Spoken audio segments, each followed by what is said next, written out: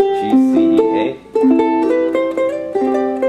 So basically, these are our two entry-level ukuleles here.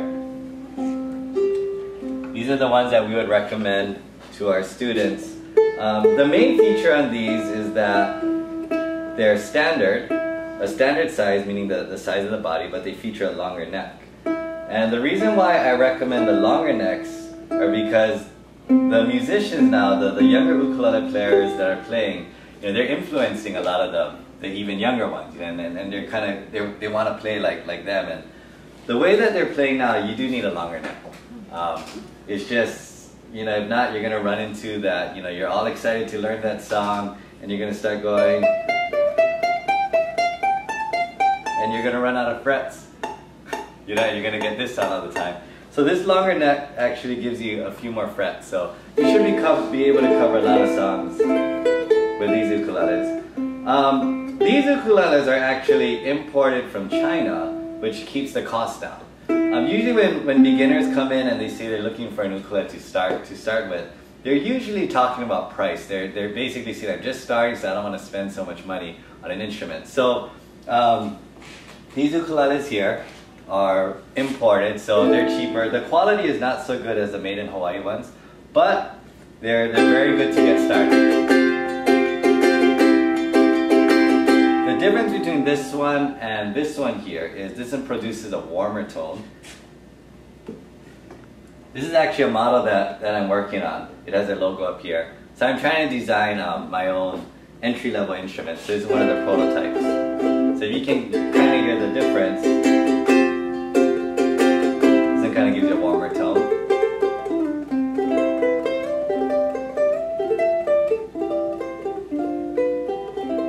So it's pretty tough to find a warm tone on an imported instrument, mainly because most of the time the wood is not solid wood. It's basically what they call like in this case, this is mahogany ply, which means that it's plywood with a thin coat of mahogany glued onto it. So because of that, because you're putting two pieces of wood together like this, the wood doesn't vibrate as much, and because the wood doesn't vibrate as much, it's hard to get that warm tone. Okay, so I know nothing about trying to get that warm tone, but I just talked to to my contact and said, come on, I'm trying to get a warmer tone, and they're brilliant. This is pretty warm, one of the warmest that I've heard.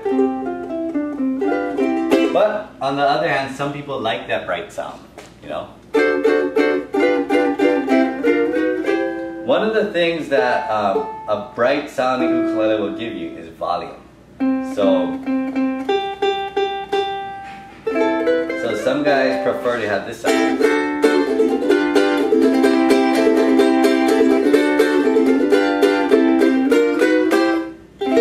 So it is preference.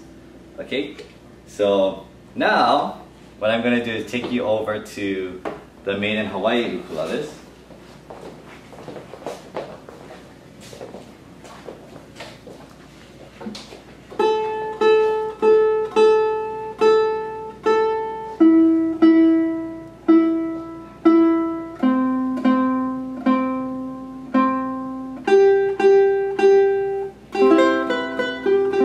So this particular brand, this is a Koaloha ukulele.